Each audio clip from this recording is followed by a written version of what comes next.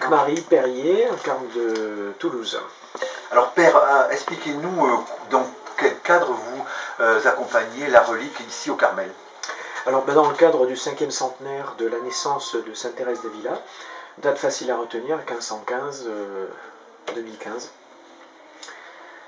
C'est pour ça qu'on a proposé ce cheminement des reliques, alors particulièrement à travers les carmels cloîtrés féminins, qui sont les carmélites, on peut dire les descendantes spirituelles directes de la grande Sainte Thérèse d'Avila. Bon, je pense que c'est aussi dans le cadre d'un renouveau de la vie contemplative aussi, hein, c'est cela que cela vise. Il faut remarquer que dans le centenaire de la mort de Sainte Thérèse d'Avila en 1981, c'est à partir de cette expérience-là que sont reparties les vocations des frères carmes dans le sud de la France. Et je pense que cette circulation des reliques de Sainte Thérèse d'Avila portera du fruit aussi pour les carmélites cloîtrés.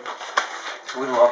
Sachant que quand se déplace une relique, se déplace aussi la personnalité spirituelle du saint qui est liée à cette relique. Je peux vous donner une petite anecdote par exemple. En 1585, c'est-à-dire 4 ans après la mort de Thérèse de Jésus, après les rocambolesques manipulations du corps de la sainte qu'on voulait partout, en fait elle est décédée à Alba de Tormes en Espagne. Et en fait son corps devait séjourner et reposer définitivement au couvent de la Fondation à Avila, à Saint-Joseph d'Avila. Mais le duc d'Albe, qui était le personnage le plus important d'Espagne après le roi, a refusé absolument que le corps de la sainte quitte sa ville.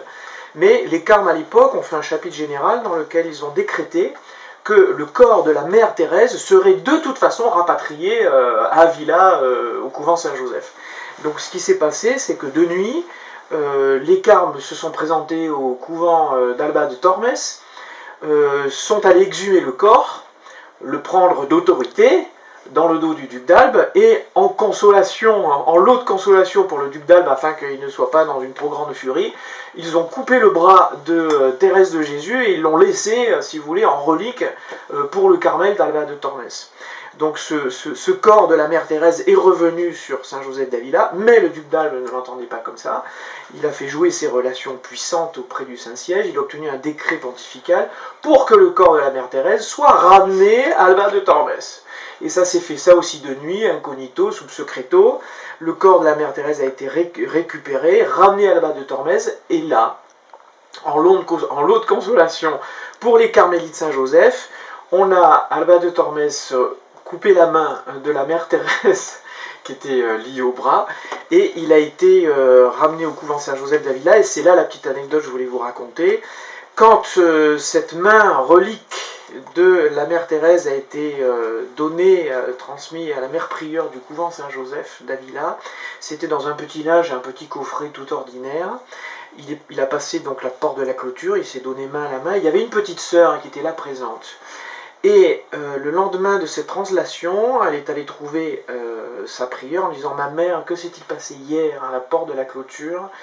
Quand vous avez reçu ce petit paquet, j'ai eu une vision de notre mère Sainte Thérèse qui m'est apparue derrière vous. » Et là, la mère prieure lui dit « Oui, ma sœur, c'était la main de notre mère qui nous a été rendue. » Et vous voyez, donc, quand vous avez la relique d'un saint, vous avez la présence spirituelle de ce saint qui est là, présent avec vous. Donc les gens qui vont se présenter aujourd'hui au Carmel savent que tout ce qu'ils demanderont à la mère Thérèse, ils l'obtiendront, parce qu'il y a une présence toute particulière qui est liée à la présence de cette relique.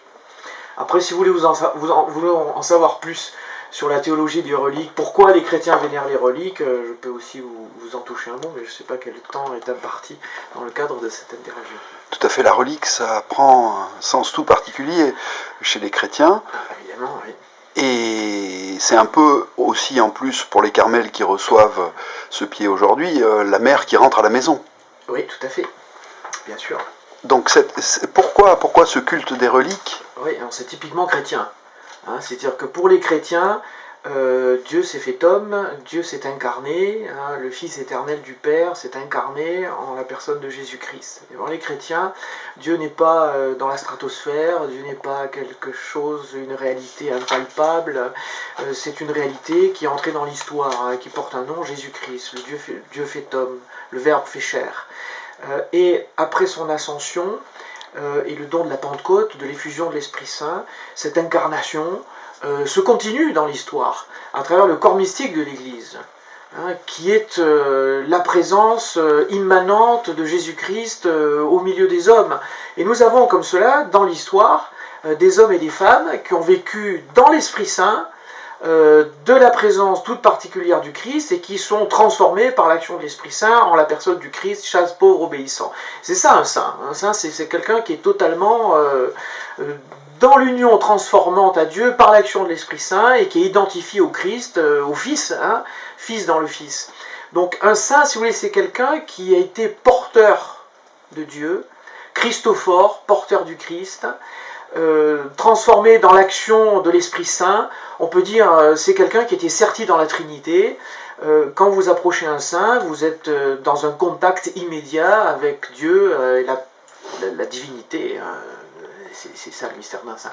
Donc une relique, c'est le corps de quelqu'un qui a été porteur de Dieu, signe de Dieu, transformé en la vie divine.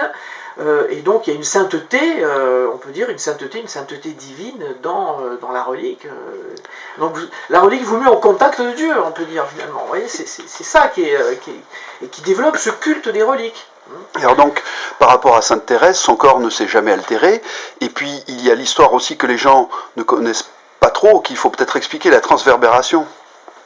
Oui, alors donc la transverbération c'est encore autre chose, c'est une grâce mystique dans la vie de Thérèse d'Avila, mais juste avant de parler de la transverbération, je voulais simplement dire aussi une chose par rapport à cette présence de Dieu dans la vie des saints, c'est que c'est dans la relique, mais avant d'être dans la relique, c'est dans la présence vivante, actuelle dans l'histoire. Donc nous avons des saints aujourd'hui que lorsque nous les approchons, ont ce don de nous mettre dans une relation avec Dieu. J'ai approché Jean-Paul II, j'ai cru tomber par terre, j'ai approché Mère Teresa, j'en ai été profondément irradié. Vous voyez, donc vous avez une puissance divine, une force divine, un rayonnement d'amour divin qui vous touche profondément quand vous approchez les saints. Donc quand ils sont vivants, et puis aussi quand ils sont morts, à travers leurs reliques. Et ça, on le voit. Les gens qui participent aux veillées des reliques, dans les différents carmels où nous passons, sont touchés. Enfin, il y a vraiment une grâce qui se propage à travers le contact de la relique des saints. Et alors donc vous, de vivre avec une relique. Comment ? Et alors donc vous, votre expérience personnelle de vivre avec une relique en est profondément... Évidemment, moi je suis un carme, donc moi j'ai voué ma vie à Dieu dans la spiritualité du Carmel, et puis j'aime particulièrement Sainte Thérèse d'Avila, je l'ai beaucoup étudié, je l'ai beaucoup lu, enfin j'en suis pénétré, j'en suis pétri. Donc pour moi, si vous voulez être comme ça, mis au contact de la relique du pied de notre mère, et traverser finalement 500 ans dans un contact historique immédiat, étant nourri de sa doctrine, pour moi c'est tout à fait exceptionnel. Et c'est vrai que j'ai toujours pas réalisé ce qui se passe, quoi. Chaque fois que j'encense les reliques dans les veillées, et que je me dis, mais attends, tu es en train d'encenser le pied là, de notre mère Sainte Thérèse, que tu étudies, dont tu vis au quotidien, je crois que j'ai pas encore vraiment réalisé. Et puis quand je circule, encore moins. Parce que je circule avec, vous voyez, donc je traverse les montagnes, je traverse les autoroutes, et souvent je me dis, les gens que tu croises, s'ils savaient qui ils sont en train de croiser, qui se tient là dans cette malle, dans ce coffre, peut-être qu'ils en seraient touchés et n'en reviendraient pas. Et puis c'est hautement symbolique, elle qui a beaucoup marché, beaucoup traversé l'Espagne. Plus de 5000 km.